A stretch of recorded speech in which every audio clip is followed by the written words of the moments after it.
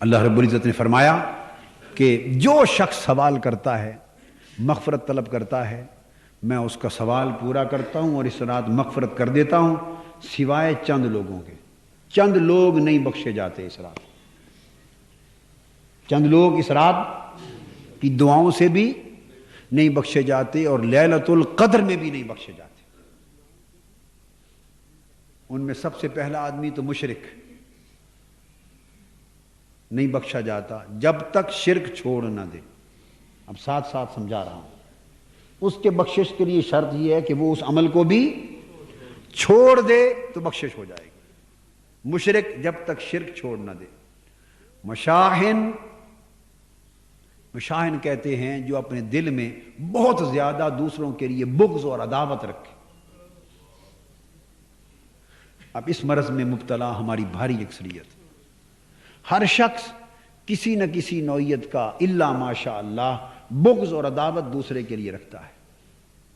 یہ حقد اور حسد جو ہوتا ہے اور یہ بغض اور عداوت پر، جس کو خدا واسطے کا بیر کہتے ہیں، تو فرمایا بغض اور عداوت دل میں رکھنے والا اس شب برات اور شب قدر میں بھی بخشا نہیں جاتا۔ لہذا جب تک کوئی دل کو بغض و عداوت سے پاک نہ کر لے اس کی دعا قبول نہیں ہوتی۔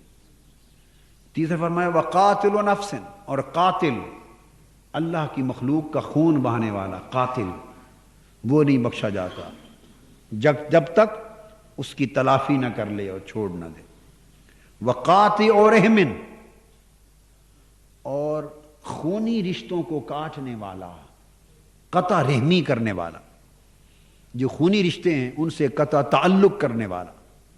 یہ مرض بھی کثرت کے ساتھ پائی جاتی ہے کہ ہم لوگ قریبی خونی رشتوں کا حق ادا نہیں کرتے اور دور دور بڑی صدقہ خیرات اور قربانیاں کرتے ہیں، یعنی قریبی خونی رشتوں پر ظلم کرتے ہیں۔ اقتدار میں آ جائیں تو ان کو مرواتے پٹواتے بھی ہیں۔ وہ غربت میں پس رہے ہوں، ہم شہروں میں دھوم دھام سے خرچے کرتے ہیں، نیک نامیاں لیتے ہیں کہ بڑے سخی ہیں، اور قریبی غریب رشتہ داروں کے گھر چولہا نہیں جلاتے، اس کے گھر دانہ نہیں بیچتے، روٹی نہیں بیچتے، کھانا نہیں بیچتے۔ الاقرب فالاقرب، جو جتنا قریب ہے اس کا حق بھی اتنا قریب ہے۔ تو قریبی خونی رشتہ دار کا حق سب سے مقدم ہے، پڑوسی سے بھی مقدم ہے۔ پڑوسی کا حق بھی قریبی خونی رشتہ دار کے بعد ہے، برابر نہیں، بعد میں آتا ہے۔ پہلا حق قریبی رشتہ دار کا۔ زکوٰۃ کا پہلا حق بھی اس کا ہے، ماں باپ اور اولاد کو چھوڑ کر زکوٰۃ کے لیے پہلا حق اس کا۔ اس کا حق ادا کریں، حسن سلوک کریں، احسان کریں، بھلائی کریں۔ تو جو شخص خونی رشتوں کو کاٹتا ہے، قطع تعلق کرتا ہے، وہ بھی نہیں بخشا جاتا۔ اور پھر فرمایا وَمُسْبِلُ الْإِزَارِ، تکبر کے ساتھ اپنے کپڑوں کو نیچے لٹکانے والا۔ اشارہ متکبر کی طرف ہے، کیا؟ متکبر کی طرف۔ اسبال الازار یعنی چادر، تہ بند یا کپڑے شلوار ان کو لٹکانا، پہلے زمانے میں یہ تکبر کی علامت تھی۔ حضور علیہ الصلوۃ والسلام کے دور میں بڑے لوگ لمبے کپڑے رکھتے، وہ زمین پر لٹکتے تھے، حتیٰ کہ کچھ لوگ خادم ان کے پیچھے سے اٹھا کر بھی چلتے تھے۔ تو یہ ایک علامت تھی تکبر کی۔ تو اس طرف اشارہ ہے استعارہ کی زبان میں کہ متکبر بھی نہیں بخشا جاتا جب تک کہ تکبر سے پاک نہ ہو جائے۔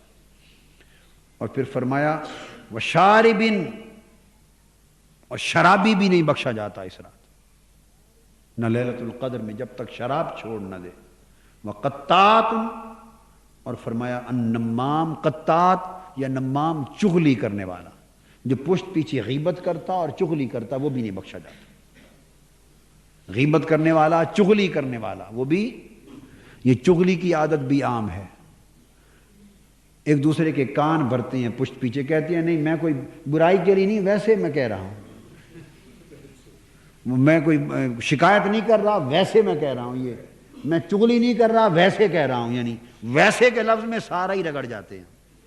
ویسے یہ کرتے ہیں کہ نہیں؟ ویسے ہم سب بولیے نا، ہم سب اہل ویسے ہیں، یعنی ویسے میں سارا کر جاتے ہیں، چغلی بھی اس میں، غیبت بھی اس میں، جھوٹ بھی اس میں، ویسے میں سارا ہی رگڑ جاتا ہے۔ تو میں چغلی کرنے والا، غیبت کرنے والا بھی نہیں بخشا جاتا۔